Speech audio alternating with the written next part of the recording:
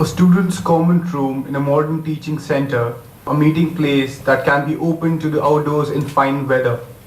Upstage right is a door which opens onto a terrace whose railings can be seen, and under those is the supposed location of the sports field.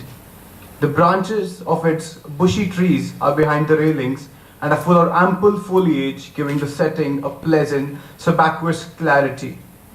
We see 8 neatly dressed young students sitting comfortably and calmly, some of them smoking.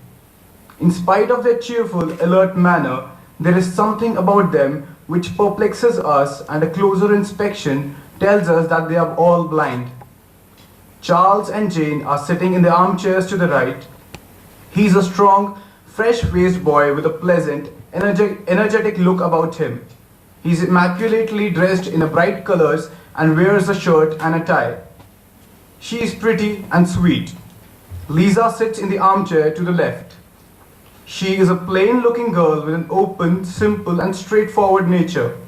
On the sofa sits the students Angie, Pete and Al, and on the nearby armchairs are Linda and Hope. What time is it, guys? I don't know why you're laughing. I can't even ask the time now. Fine, I'll be quiet. Just a short while ago, it struck 10:30. And the opening assembly is at 11. I was asking if it had already struck 1:45. It was just a moment ago that you had asked for the 3rd time. But is it the time or not? We don't know. You're hateful, the lot of you. That's enough. Don't pick on her. Poor thing. I'm not a poor thing. It hasn't struck 1:45 yet, Lisa. Mikey appears at the doorway. He's a lively young student who wears dark glasses because he knows from experience that his liveliness is hard to take for sighted people when they contrast it with dead eyes. Relax. You know that Mikey always turns up at everything just in the nick of time. And who's talking about Mikey? If nobody is talking about Mikey, I'll just start crying. Mikey! She hurries to throw herself into his arms, while the others greet the recent arrival warmly.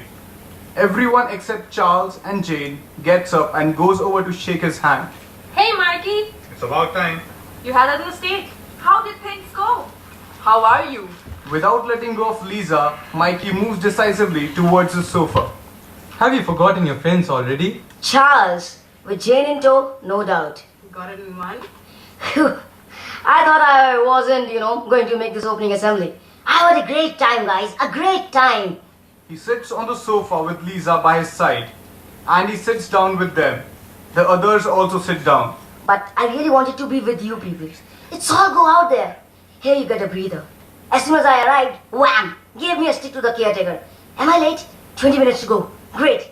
Salutations here, there and everywhere. Mikey! Mikey's here. There's no doubt about it. I'm very important. Big head. Quiet. No interruptions. As I was saying, Mikey, where are you going? Mikey, Lisa isn't on the terrace. Fool! Ouch! Okay. Well, as I was saying, you want to know where I am going. To meet my gang and then head to our hangout. And here I am. So, well, folks, can someone tell me how come we are not going to the main hall, huh? When you start now, there's plenty of time. Tell all. Tell us about your holidays. Oh yes, tell us all. Oh yes, tell us. What do you mean by that? Nothing. I can clap hands too. Take it easy, Lisa. The ladies and gentlemen want me to tell them about my holidays. So listen, everybody. The boys settle down, happy and ready to hear something amusing. For God's sake, get on with it. Pay attention, everyone. Okay, so one day I grabbed my stick to hit the screen and did someone heard that? Carry on. Stop messing. I'm not messing. I'm telling you, I hear something strange. I hear a stick tapping. It's your own. You have got still the sound of ringing in your ears. Go on, you fool. Oh, no, he's not joking. You can hear a stick. I can hear it too. They all perk up. A pause. To the left, tapping the ground with his cane and wearing a vaguely shocked expression, appears Iggy. He's a skinny, serious, intense boy with a certain slovenliness about him. His shirt collar is undone, his tie is loose, his hair is barely combed. Throughout the play, he is always dressed in black, whatever the season. He takes a few hesitant steps towards and stops. How strange. Who are you? Are you not answering? Hold on a minute, mate. Don't go away. He's taken my hand. I don't know him. Iggy lets go of her and Mikey grabs his arm. Me neither. And he gets up and comes over to take him by the other arm. Let me go. What are you doing here? Nothing. Let me go. I'm just a poor blind guy.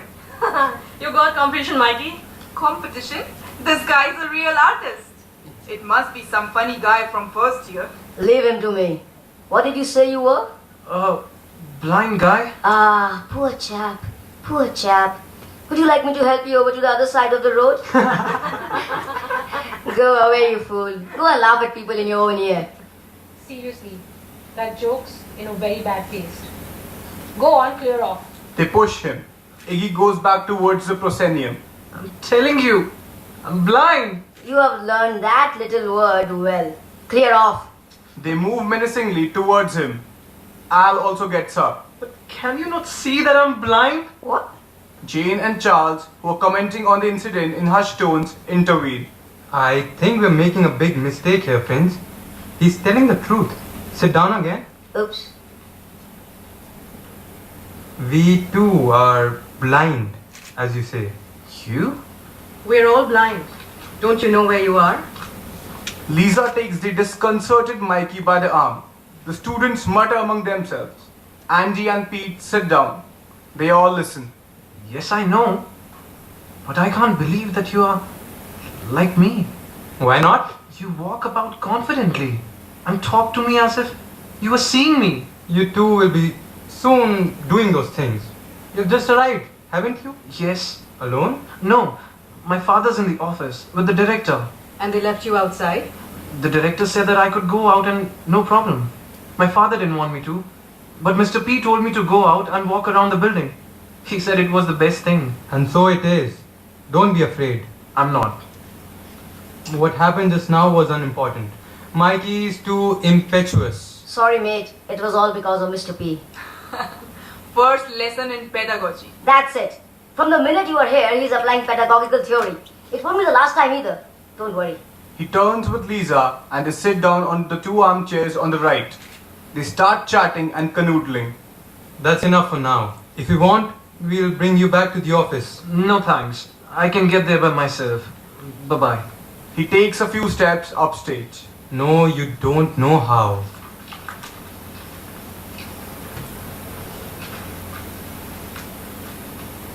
Are you just starting with your studies now? Yes, in the foundation year.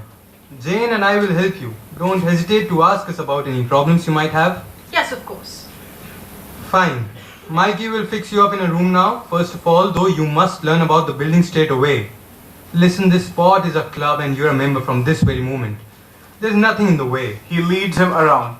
So we don't bump into things. We'll do a little tour so that you learn where the armchairs and tables are. But you've got to give up the stick at once. You'll not need it. Hand it over. We'll give it to the caretaker for safekeeping. No. I'm rather clumsy walking without it. And don't bother showing me the building either. I wouldn't learn my way around. Silence. Sorry, as you wish. Although you must try to overcome that clumsiness. Didn't you attend a prep school? No. Haven't you been a non-seer from birth? Yes, but my family... Oh, okay. It doesn't matter. All of us here are non-seers from birth and we have studied in different centers under the guidance of Mr. P. What did you think of Mr. P? He's a man who's absurdly happy. Like any man would be, reaching the fulfillment of his finest dreams regarding his work. That doesn't make him absurd. If Mrs. P could hear you now. You will soon get to know the other teachers who are no less happy. Are they blind too? We say non-seers. Well, it depends. The biology teacher is a non-seer and he is married to the language assistant, who's a seer. And the physics teacher is a seer too, and so is the... Seers? Yes, seers. What's odd about that? Listen, Charles and Jane, tell me, Is marriage between a blind guy and a female seer possible? Does it seem so strange to you? But there are lots. What about between a male seer and a blind girl? Silence. Charles? Jane? Jane and I know of this old couple. That's one. And there's Frank and Louise. They're very happy. Two. Iggy, no offense, but you are a little affected by the novelty of being here. And you're being, how can I put it, somewhat abnormal. Relax. In this place, there's more than enough happiness to go around and you'll enjoy yourself. He gives him a friendly pat on the shoulder. Jane smiles. I might be abnormal. We're all like that. We'll talk about that some other time. We need Mikey here. Huh, Jane? I think he hasn't left. Mikey? Annoyed, Mikey pays heed but does not move. Don't play dead. I know you're there. He gropes his way towards Mikey, who squeezes up beside Lisa. Finally, amidst laughter, he makes contact with him. I will do that to you sometime when you are with Jane. What's up? Come here. I don't want to. Come here and don't act the fool. I have to give you an order from Mr. P. Getting up reluctantly. If lovely Lisa isn't part of that order, I'm not coming. Could you please leave me out of your pranks? No way. Come here, Lisa. You too. It's about time we were together for a little while. There's no escape. Let's go over. Holding Lisa's hand, he follows Charles over to the group. Come clean. Out with it. This is Mikey, the local clown, the guy from earlier on, the big baby, our 17-year-old mascot. All in all, a great fellow. Lisa is his long-suffering nanny. Nice nanny. She's a nice nanny. Could you be quiet, please? I can't. Come on, shake the new guy's hand. Come on, nanny. Shake hands with the new arrival. Lisa does so and cannot help shuddering slightly. Mikey will be your roommate. Orders from the boss. If you don't get on with him, so we'll sort something out. Why wouldn't I get on with him? We're both blind. Jane and Lisa pair off and talk among themselves. Hey Charles, when I said that he was a funny guy... I mean it. Seriously. Oh, right. Well, thanks. Although I don't consider myself very unfortunate, my only misfortune is that I have to put Quiet, you twit. And best of all, there's no mother-in-law on the scene. You swine.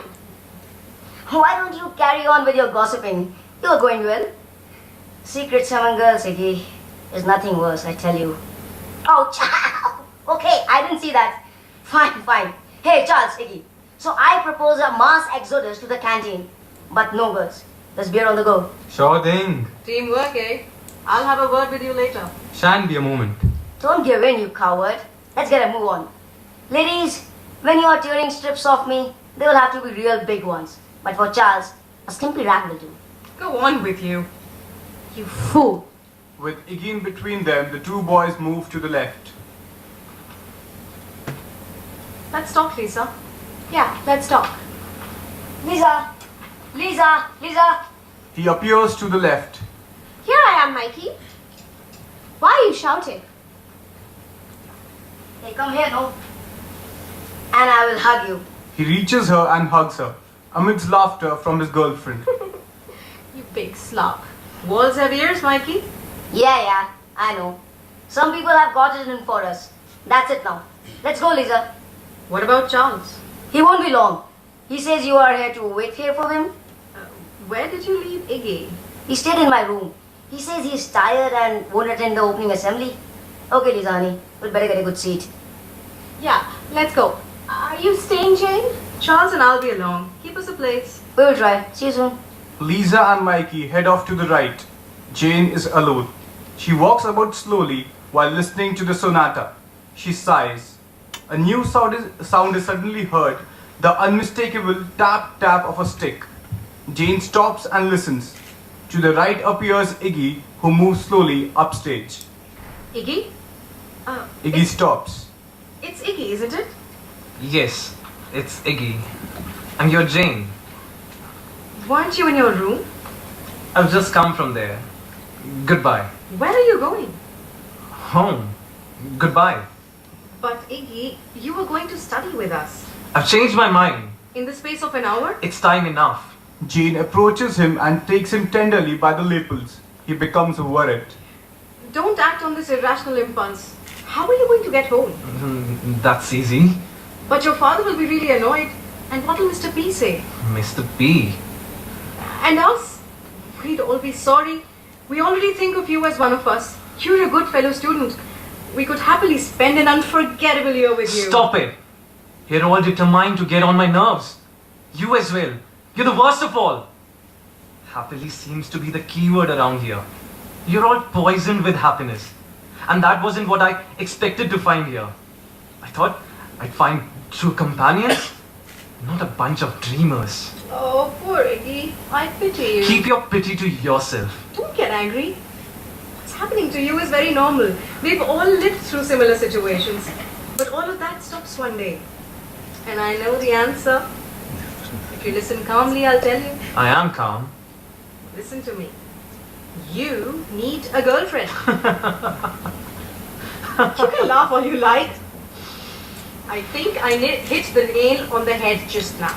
You're all poisoned with happiness. But you are monotonous and sad without being aware of it. Especially the women. Here, like out there, you're all the same, blind or not. You're not the first female to suggest that childish solution to me. The girls around where I live used to say the same thing. To hell with you all women, and you especially.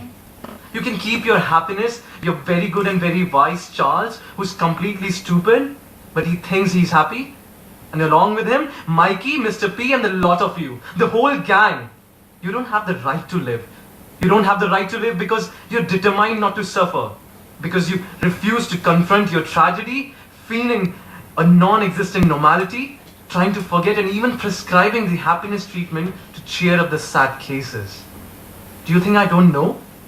I've guessed it. Your Mr. P was naive enough to hint as much to my father, and he brazenly asked you to do it. Your crowd are the model students, faithful collaborators with the teaching staff in the struggle against despair, which lurks in every corner in this place. You're blind, not non-seers, you fools. I don't know what to say to you. Nor do I want to lie to you. But at least respect and appreciate our good intentions. Stay. Try. No! Please, you can't leave now. It would be awful. And I'm no good with words. I don't know how to be able to convince you. You can't convince me. Don't go. I know I'm awkward. You've managed to give me the feeling of my own helplessness. If you go, they'll all know that I spoke to you and achieved nothing. Stay. So vain! It isn't vanity, Iggy. Do you want me to beg on my knees? Why get on your knees? They say that has a big effect on seers, but we can't see it. Don't be foolish. Don't talk about things you don't know. Don't copy those who live real lives. And spare me that pathetic show of weakness, please. I'll stay. Thank you. Thanks, is it? You're all getting a bad deal. Because you're all too peace-loving, too insincere, too cold. But me? I'm burning up inside. Burning with a terrible fire which doesn't let me live and can burn you all up. I'm burning in what the seers call darkness, which is horrifying because we don't know what it is. I'll bring you war, not peace. Don't talk like that. It hurts me. The important thing is that you're staying. I'm sure that'll be good for everyone. You're a little slow on it. And foolish. Your optimism and your blindness are the same. The war that's consuming me will devour you all. No, Iggy. You mustn't bring us war.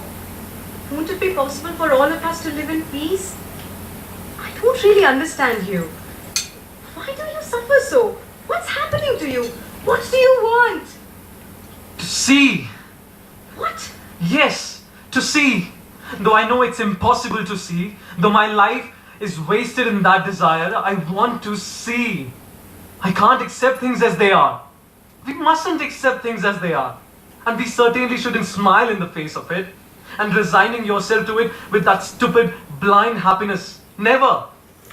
And even if there is no true-hearted woman capable of accompanying me in my living hell, I'll go alone, refusing to live in resignation. Because I want to see.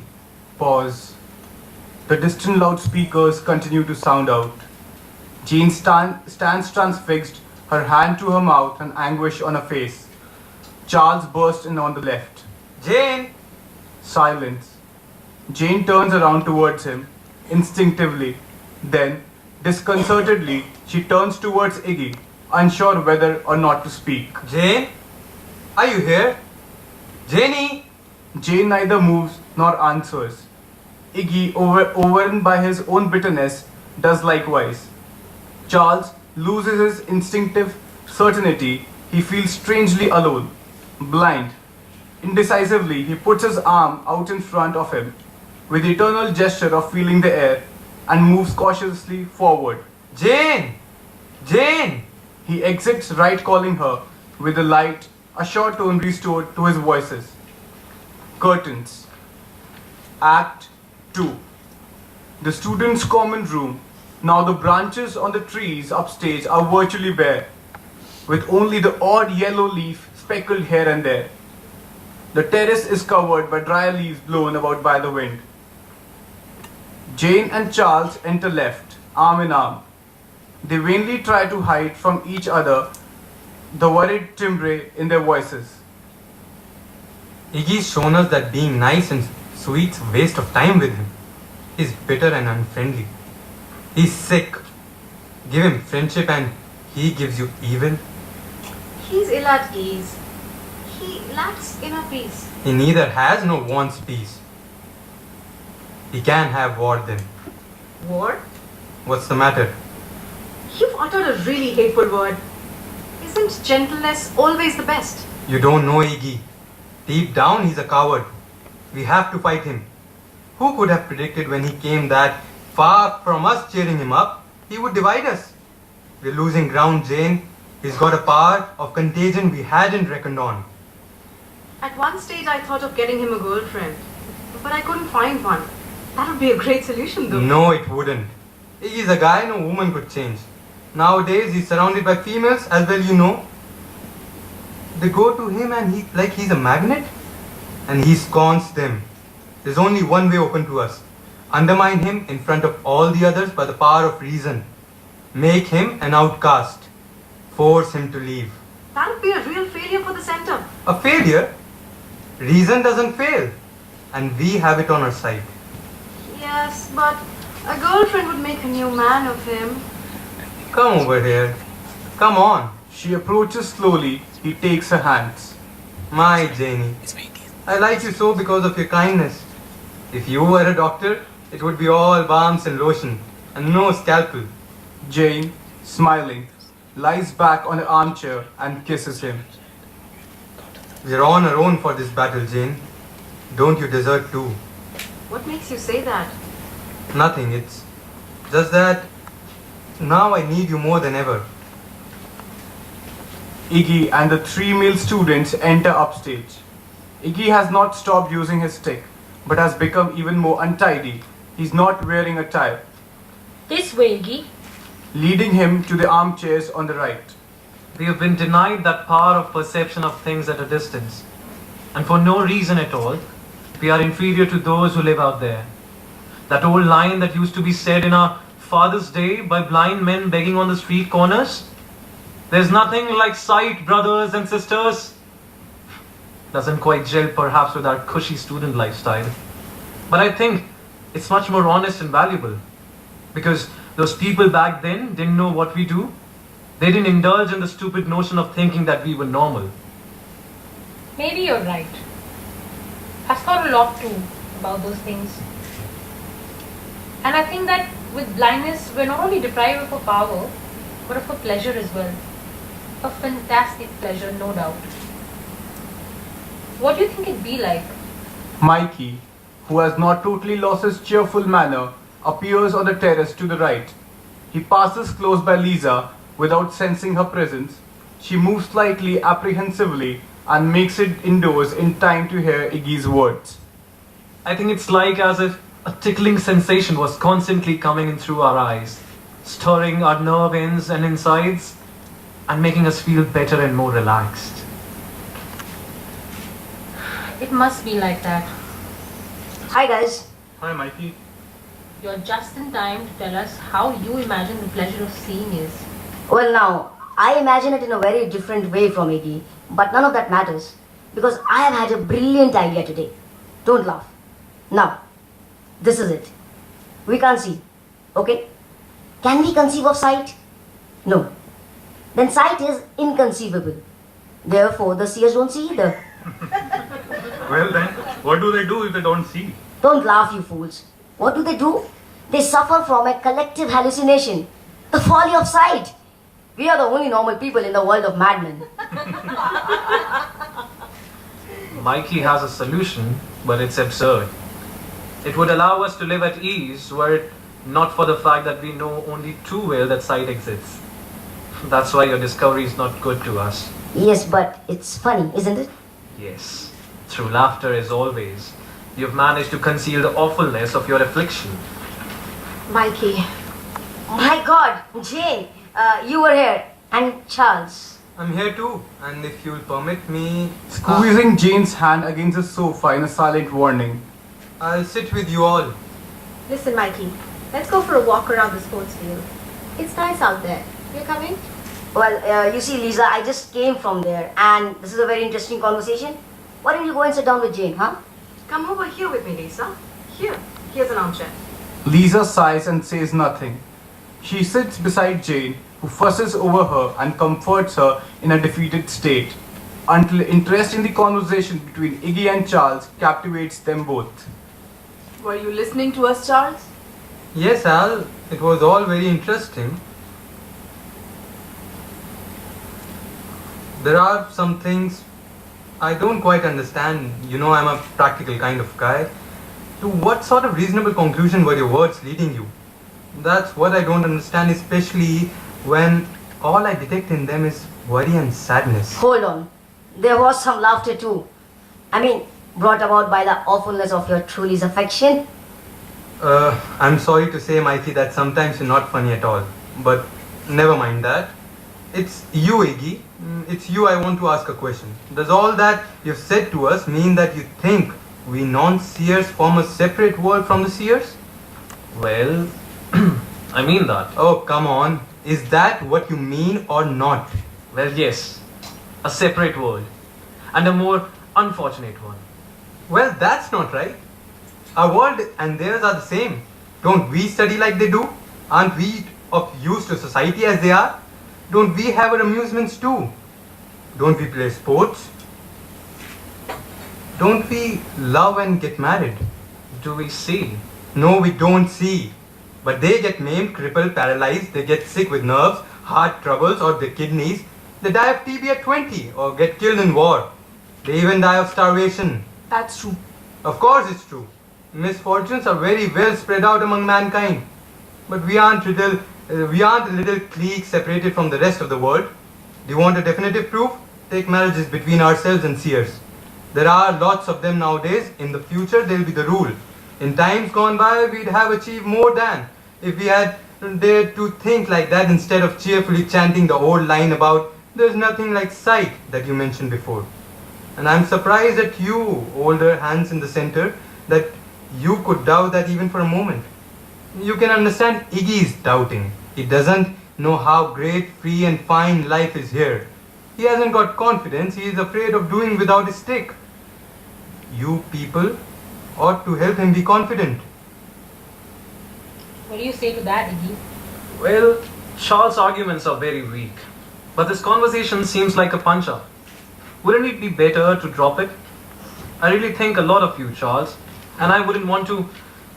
No, you must answer. It's just that... Don't worry, mate. Answer. There's nothing more annoying than a half-solved problem. You're forgetting that, unfortunately, the really big problems can't usually be solved. He gets up and leaves the group. Don't go. Let him go, Andy. It's understandable. He's still not sure of himself. And that's why I need my stick, right? You said it yourself. We all need one so we don't stumble about. What makes you stumble is fear and dejection. You carry the stick all your days and stumble around the place all your days. Dare to be like us. We don't stumble. You're very sure of yourself.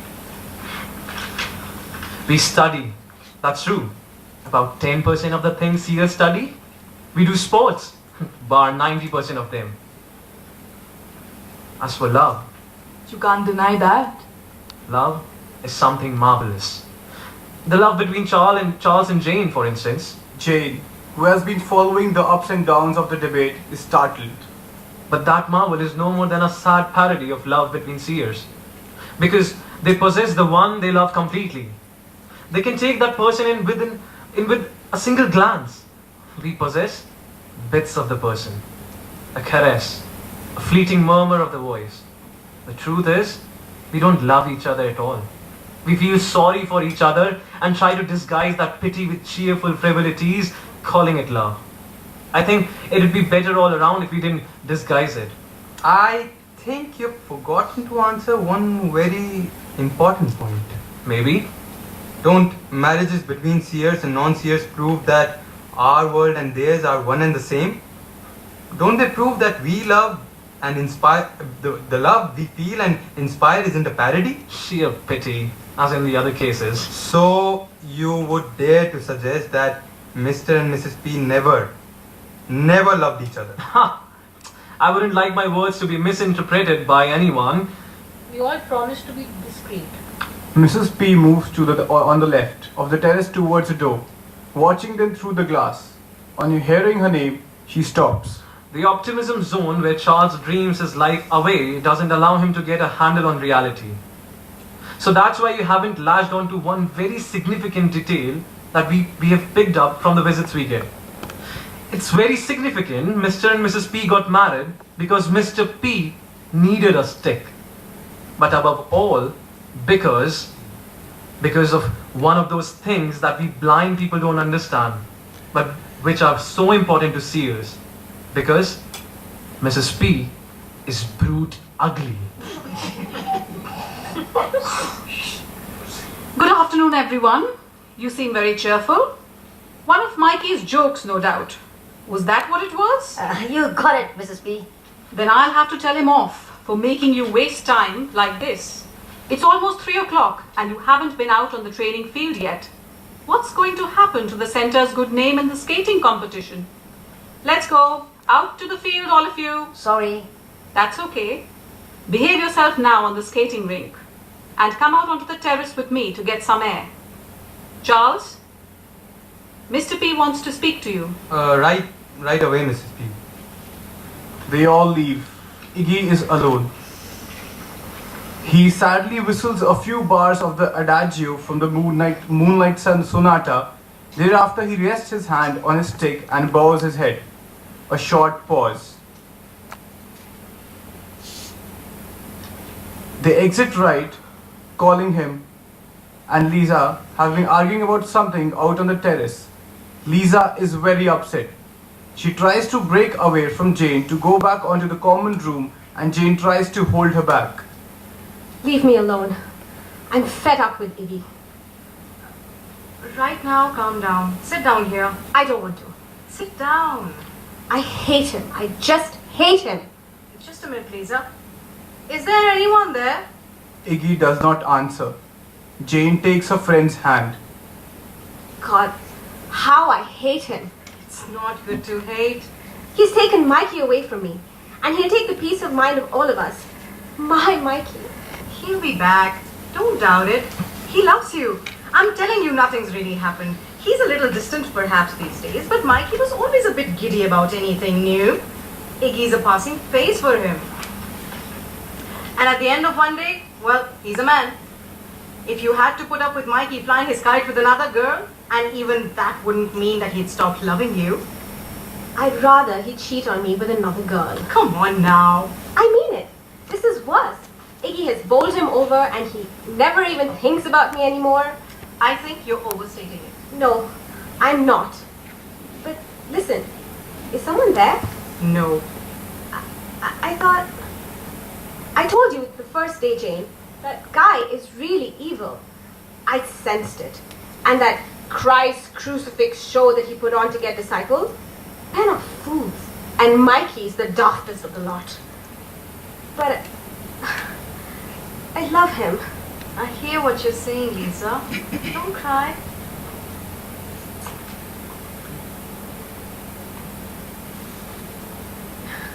Come on, sit down. Don't get upset. You say Iggy's selfish, but what can he do? If he's suffering, it would be better too if we were less selfish ourselves. We have to be charitable with other people's weaknesses and then try to offset them with our kindness. No. No, Jane. No way. What? Not that, darling. No, not that. What do you mean, not You that? have feelings for Iggy. What are you saying? Promise me you'll be strong. Out of your love for Charles. Promise me. Promise me, Jane. Don't talk nonsense. I love Charles. End of the story. I don't know what you're thinking could happen. Anything. Anything could happen. That guy's taken Mikey, and now you're in danger. Look, promise me you won't let it happen. What happened to Mikey? Promise me you won't. For Charles' sake, promise me. Lisa, be quiet at once. I won't allow you to... Look, I'm your best friend, and you won't allow me? He's got a hold of you too. You're in the grip of that guy, and you don't even realize. Lisa! I pity you. And I pity Charles because he's going to suffer like I'm suffering. Lisa, if you don't shut up, I will... Leave me. Leave me alone with my misery. It's pointless struggling. He's stronger than all of us. He's taken everything from us. Everything. Even our friendship. I don't even know you anymore. I don't know. She heads off downstage, crying. Jane, agitated and hurt, hesitates whether or not to follow her. Iggy stands up. Jane? I was here all along, and I heard you. Poor Lisa. I don't bear her any grudge. Why didn't you tell us? I'm sorry. I'm not sorry. I didn't. Jane, you've given me my first moment of happiness. Thank you. If you knew how great it is to feel that someone understands, how true it was what you said about me. You're right. I suffer a lot. And that suffering makes me... Iggy, why don't you try to control yourself? I know full well that you don't want to do wrong, but that's what you're doing. I can't. I can't leave people to their lives when they ask me. The deceit of it all horrifies me. You've brought us war, not peace. I told you so. Right here, where we are now. And I'm winning. Remember that you wanted it to be so?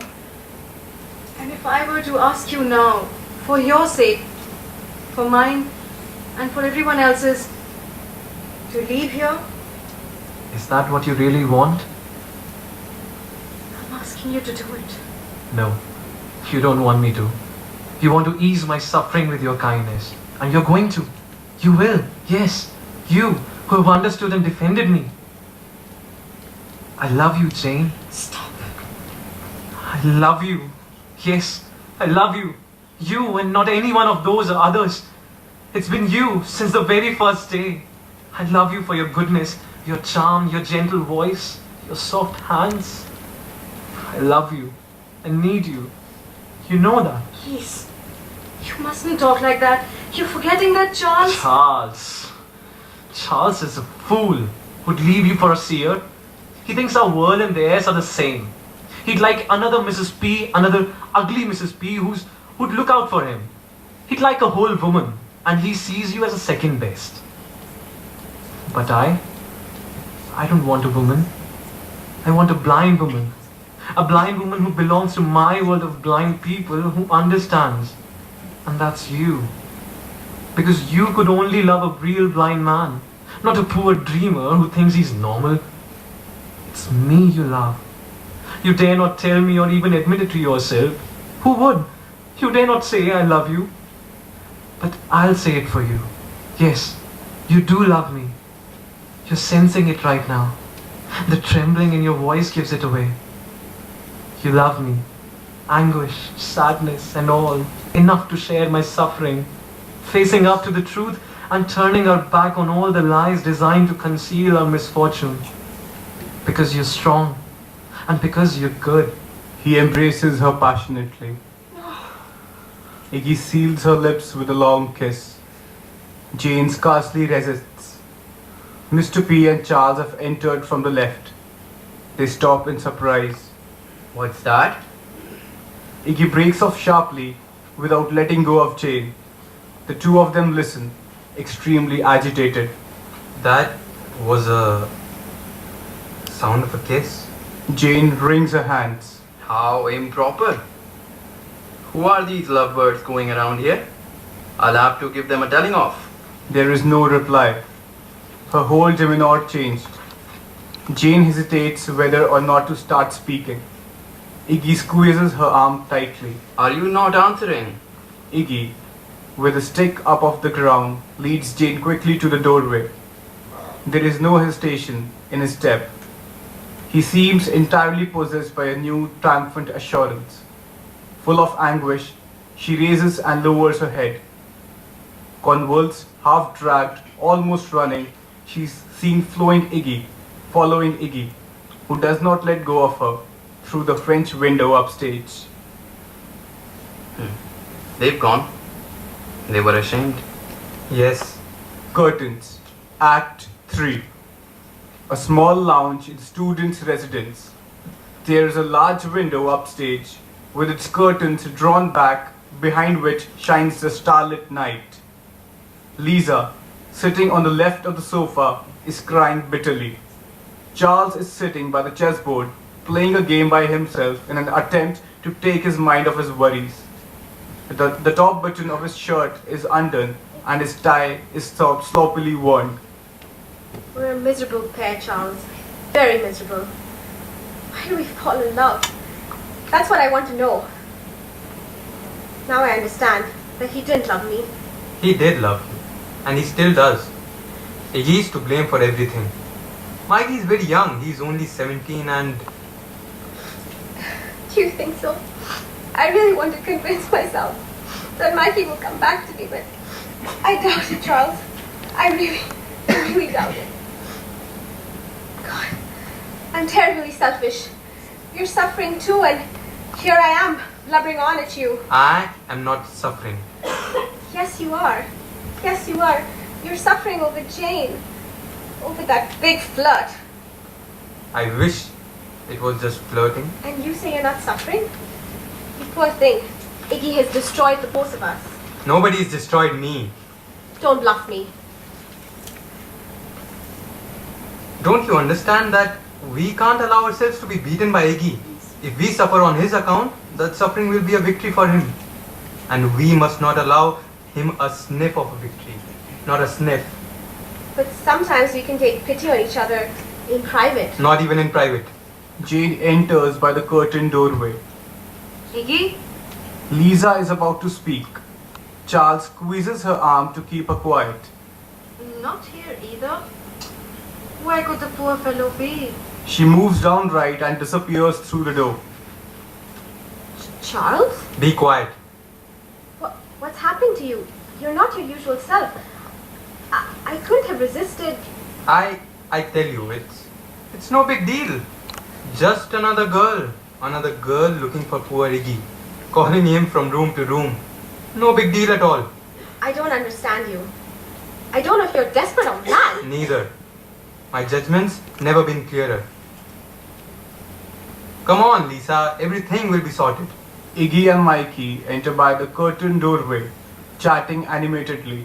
On hearing them, Lisa wrings her hands. See, not all women are the same. Although there's no doubt about that, blind women are mostly quite alike, with some exceptions. I once knew a girl who was a seer. Girls who are seers are very nice. I know one called Carol who was my neighbor. I didn't pay her any heed, but she was keen on me. Do you know if she was ugly? Well, no, I didn't find out that. Evening, lads. Won't you sit down? Hey, Charles. Charles, mate, you know what? I really wanted to talk to you. I don't know how I managed, but I never seem to be able to get to talk to you or Lisa. Here's your chance now. Oh, Lisa. Yeah, Lisa is with you. Great. How are things, Lisa? Fine, thanks. Oh, well, I'm delighted. I think Jane was round and about looking for you, Iggy. Lisa is stunned. No, I don't know. Yeah, she was looking for you. That's possible. We have to talk about a few things. Hey, listen, Iggy. I think we should carry on talking about that girl you knew who was a seer. Lisa and Charles won't mind. Not at all. Charles and Lisa aren't interested in those matters. They're very abstract things. I think that a real flesh and blood girl isn't abstract at all. But she can see. What could be more abstract than that for us? You'll excuse me, but Iggy's right. I can't stand talking about this. I'm off to bed. As you wish. Sorry I'm not seeing you back to your room. I want to continue talking to Iggy. Mikey will go along with you. Mikey reluctantly takes the hint. Don't let him put himself out for me. Mikey, surely you want to carry on talking to you and Iggy. Nonsense. I'll go along with you. With great pleasure. As you wish. Good night, both of you. Good night. See you tomorrow, Lisa. Lisa heads off right. Mikey follows her like a submissive dog. Iggy, the day you came here, you wanted to leave in no time. I found that out in days when Jane still confided in me. You had a good idea back then, and I think it's time to put it into practice. Leave. Seems like an order. I'm willing to explain it to you. Mr. P sent you, hasn't he? No, but you must leave. Why? You must leave because your influence is weighing too heavily on this place. And your influence is destructive. If you don't go, the place will fall apart. But before that happens, you would have left. That's just talk. I've no intentions of going, of course. I know that some of you want me to, Mr. P for starters, but he doesn't dare to say a word to me because there's no good reason for it. Truthfully now, you're not speaking on his behalf? It's the interest of the center as a whole that's making me speak to you. More talking. You love your little trite phrases. Well, listen to me. I'm sure that the majority of our fellow students want me to stay. What do you care about your fellow students? The biggest obstacle between you and me is that you don't understand me. My fellow students, and you among them, interest me more than you think. The blindness of all of you pains me like a wound to myself. It pains me what's happening to all of you. Listen, didn't you notice when you were out there on the terrace that night was dry and cold? Don't you know what that means? You don't, of course. Well, that means that right now the stars are shining in all their splendor and that seers are enjoying the wonder of their presence. Those very distant worlds are there, beyond this glass, within range of our sight, if we had sight. That doesn't matter to you, you miserable wretch. Well, I long for stars. I want to contemplate them. I feel their sweet light on my face, and it seems to me that I can almost see them. I know full well that if I had sight, I'd die of a broken heart over not being able to reach them. But at least I'd see them. And none of us can see them, Charles. And you think these worries are wrong? You know they can't be. It's inconceivable that you, even in some small way, don't share them. No, I don't. You don't, eh? That's your misfortune then. Not sensing the hope I've brought you all. What hope? The hope of light. Light? Yes, light. Because it's said we are incurable. But what do we know about that? No one knows what the world might have in store for us, from scientific discovery through to miracles. Wow. I know you reject all this. You reject the faith I bring you. That's enough. Light, vision, empty words. You're blind. Do you understand? Good thing you recognize that. I thought we were only non-seers. Blind. Okay, whatever. Blind to what? To what? To light. To something that you earn to understand even though you deny it. Light can return. It can pluck shapes and colors from darkness. It can imbue things with the fullness of existence. Even the distant stars. It's all same to us. We can see nothing. Be quiet. I understand you. Yes, I do. But I can't excuse you. You're a half-mad Masiha. I'll explain what's happening to you. You have a death wish. You say you want to see, but what you want is to die. Maybe. Perhaps death is the only way of achieving definitive vision. Or definitive darkness, whatever. Dying is what you are after, and you don't know it. Dying and making others die. That's why you must leave. I defend life. The life that we all have that's threatened by you. Because I want to live it to the full and to see it through, even if it isn't peaceful or happy. Even if it's hard or bitter. But life has its own flavor. It asks things of us. It makes demand on us. We're all struggling for life here until you showed up. Leave. You're a good advocate for life. That doesn't surprise me. You're bursting with life. You talk like that and you want me to go for one absolutely vital reason. I'll tell you. Jane. Iggy? Charles raises his fist menacingly. To the right appears Mrs. P, who watches them. Still here? Evidently, the chat's interesting. It looks like you were playing a part, Charles, dear. Nearly, Mrs. P, nearly. It'd be best if you went off to bed. Mr. P and I are coming here to work for a while now. Good night. Good night. Mrs. P turns and looks dubiously at them from the curtained doorway. Then she exits. You mentioned Jane's name. Jane has nothing to do with this. Let's leave her out of it. What? You refer to her twice and now you say she's not involved? I didn't think you were such a hypocrite. Jane's the reason for your fury, my friend. I'm not furious. Well then, for your displeasure. Thinking of Jane has brought on that lovely hymn to life that you performed for me. I'll say it again. Leave Jane out of it. Before you poisoned her, I'd already spoken to you. You're lying. At that stage, she wasn't totally yours, and you sensed it. Well, here it is. I love Jane. That's for sure. I'm not without reasons for living either, and it's because of her that I'm not leaving. Just as it's because of her that you want me to leave. I'll give you a glimpse of happiness, though. Jane still isn't totally mine. Deep down in guys like you, it's always the same thing. Base, dirty lust. That's what lies behind your mysticism. I won't talk to you about this matter again.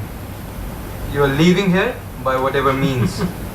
Charlie, my boy, you'll not be able to do a thing against me. There's no way I'm leaving. And although I sometimes thought of suicide, now I've put that out of my mind. No doubt you're waiting for one of the guys you've driven to despair to lead the example. No more discussion. I'm sorry about my sarcastic remarks. They're not my style, but you provoke me too much. I'm sorry. Now I'm leaving, but only as far as the sports field. It's a lovely night and I want to unwind a little before bedtime.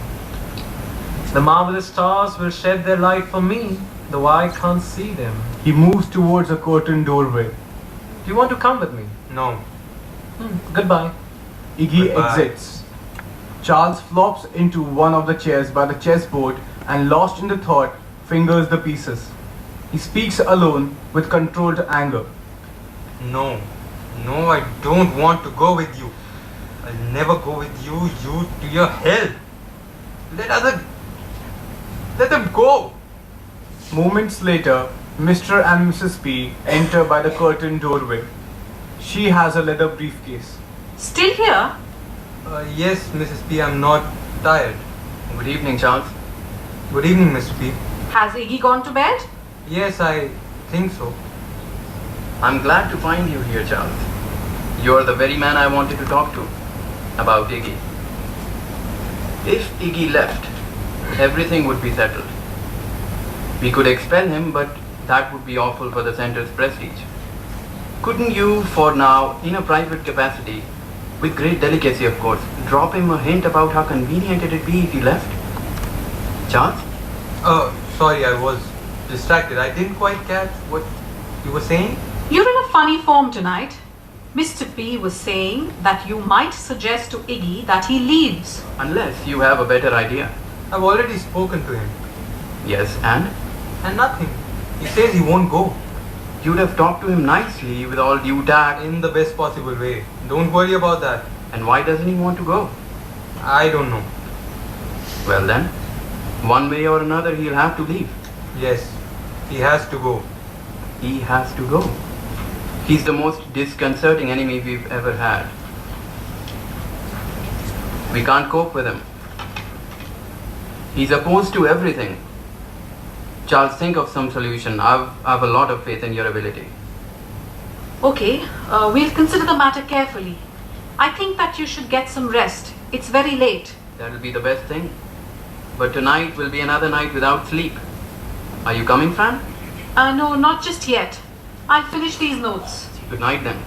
Don't forget this business, Charles. Charles does not reply. Goodbye. Rest now, Mr. P. Mr. P exits right. Are you not going to bed tonight, Charles?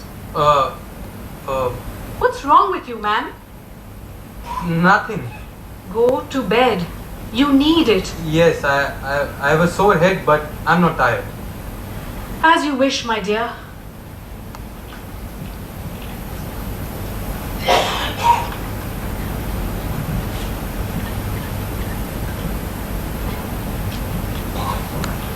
Charles? Did you speak to Iggy about leaving when I saw both of you together earlier? Charles, are you off? I'm going to get some air to clear my head. You get some rest. Good night. Good night, Charles. I'll be off soon too.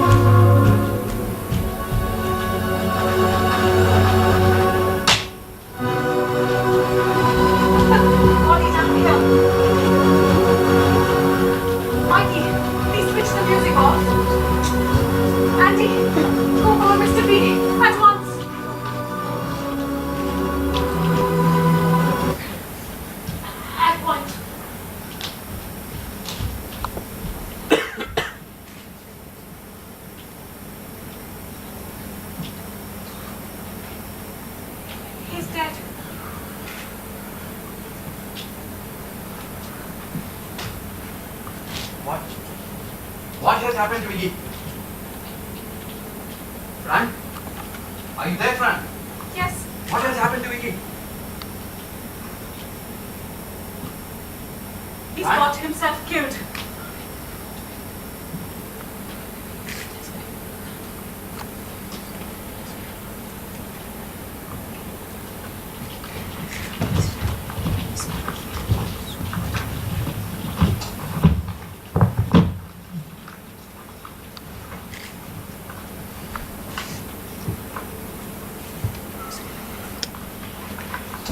He's got himself killed? But I don't understand. How did it happen? He moves to the table. He bends down. He feels around. Where did it happen? On the sports field. I really don't know. I arrived afterwards. Does anyone know what's happened? Who found him first? I did. Okay, what happened? Tell us, Charles. I can't tell much. I'd gone out to get some air because I had a headache. I thought I heard noises over the toboggan run. I went over. As I got there, I heard a really heavy, dull thud and the movement in the air. I realized at once that something terrible must have happened. I reached the spot and felt my way. It seemed to be Iggy. He had fallen from the tower and beside him was one of the mats he used to slide down. Then I called for help. Mrs. P arrived at once and we called out again. Then we brought him here. How can this be? I just don't understand. I don't understand what possessed Iggy to go up to the tower of Toboggan Run at this hour of the night. Maybe we're talking suicide, Mr. P. So what was he doing with the mat then? Iggy's got himself killed trying to slide down the toboggan run. That's very clear. We know how really clumsy he was. But he wasn't one for those things. What did he care about tobogganing? Because of his clumsiness, he never wanted to train with you people for any sport. Mr. P, allow the youngest student to maybe come up with the explanation none of you can find. I knew Iggy very well. For the very reason that his misfortunes tortured him so. He perhaps tried to overcome them in private, letting on to us he didn't care about activities. I think that tonight and many other nights, no doubt, when he was slow about coming back to our room, he was trying to practice the skills he needed without making a fool of himself in public. You know, he was very touchy about it.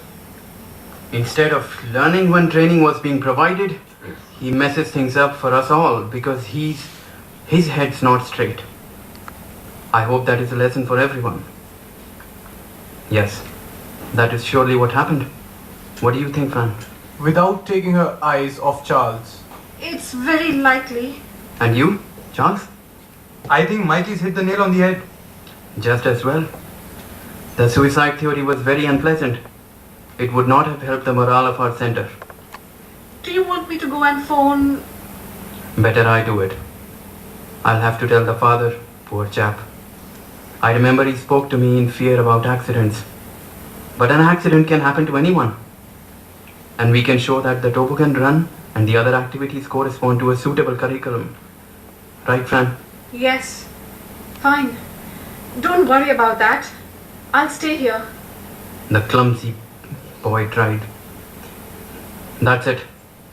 He exits by the curtained doorway. Enter Lisa, still dressed, from the right.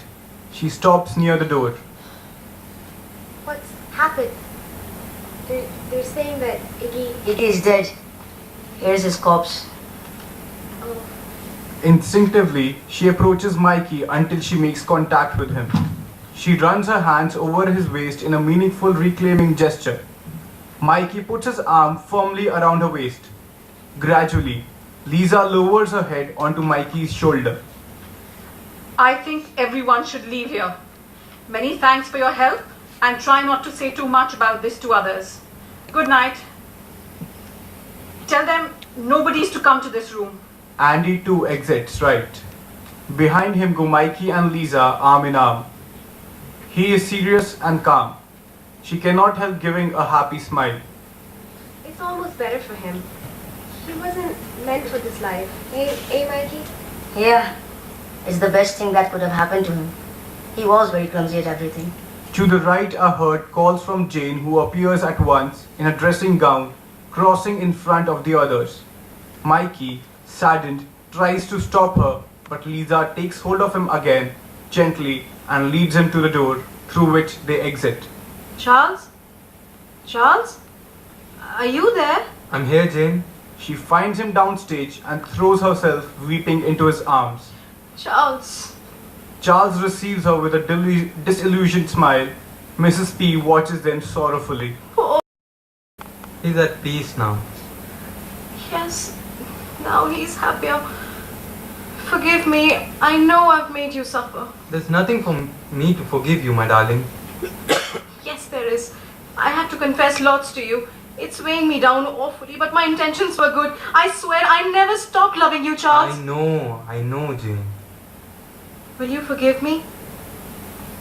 I'll tell you everything. Everything. That's not necessary.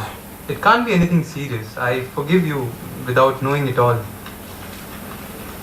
Charles. She kisses him impulsively. It'd be better if you return to your room, young lady. You're right. Let's go, Jenny. We must leave. Arm in arm, they had left, he downcast and she trembling. Stay, Charles. I want to talk to you. Okay. Bye, Jane. See you tomorrow, Charles. And thanks. They let go of each other's hands slowly. Jane exits. Charles remains standing, waiting. Mrs. P gives him an anguished look. Dreadful, wasn't it? Yes. It'd be pointless to deny that the centre's been relieved of its biggest nightmare. That we're all going to rest up and turn things around. The solution Mr. P wanted earlier has now been delivered. But nobody expected all this. Whatever, the danger's been nipped in the bud. Do you really think so? Don't you realize? With Iggy dead, his best friends have given up on him. They're muttering platitudes over his corpse. Ah, the blind. That's the blind for you. They think they have the right to feel sorry for him, but they are small and insignificant. Mikey and Lisa get back together. The others breathe easily as though a great weight has been lifted off them. The place is happy again. Everything's okay now. It pains me to hear you. Why? Because of what you've done. I don't understand what you mean. Sometimes, Charles, we think we're doing good and we make a serious mistake. I don't know what you're getting at. And neither do we manage to understand sometimes that people don't talk to us to worry us, but rather to console us. People come to us who love us and they suffer because they see us suffering. And we don't want to understand. We reject them at the very time when we most desperately need a friendly shoulder to cry on. Thanks a lot for your affection, which isn't needed now. Son! I'm not stupid. I understand only too well what you're hinting at. Iggy and myself at the same time on the sports field, that theory is false. Of course it is. It's false. I didn't say otherwise. Nor do I intend to. I can't thank you for that. I did nothing. And poor Iggy, he won't be able to say anything. But calm down, Charles. Even if it were true, and yes, I know it isn't, but if it were, nothing would be sorted out by talking to. And the centre comes before everything else. I agree. And everything we must do must be for its benefit. Isn't that right? That's it. I know what you're thinking. Don't labor it. Or for our personal benefit? What? The centre may well have enemies, and people have rivals in love. A pause. Charles turns round and moves wearily to the left. He bumps into a chair by the chessboard and flops down into it. Don't you want to confide in me? I tell you again, what you're thinking is wrong.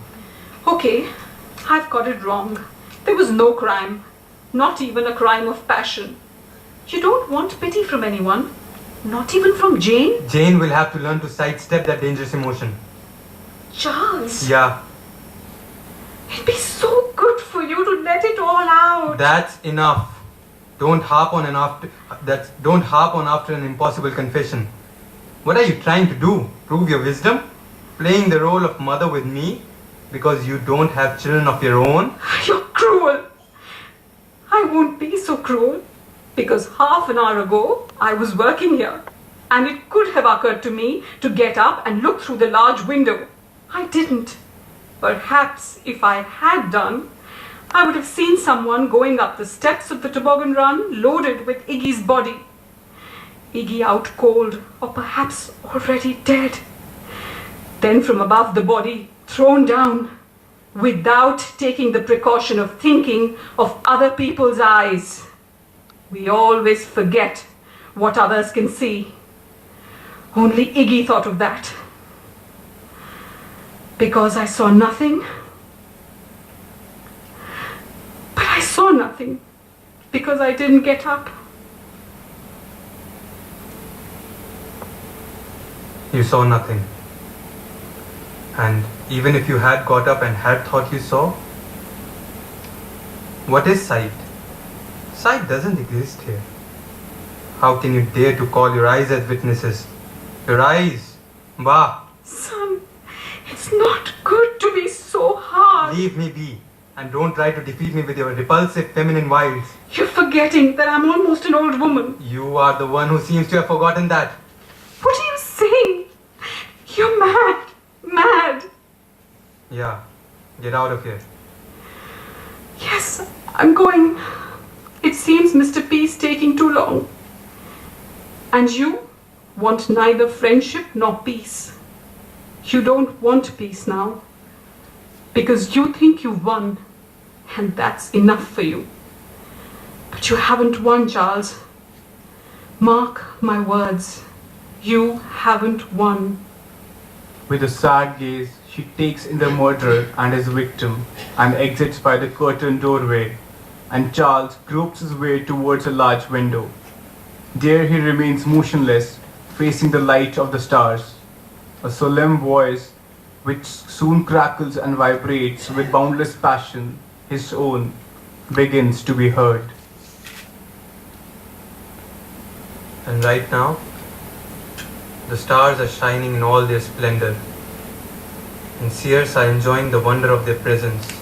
Those very distant worlds are there beyond this glass. His hands, like the wings of a wounded bird, tremble and knock against the mysterious cell that is the glass. Within the range of our sight, if we had sight. Slow curtains.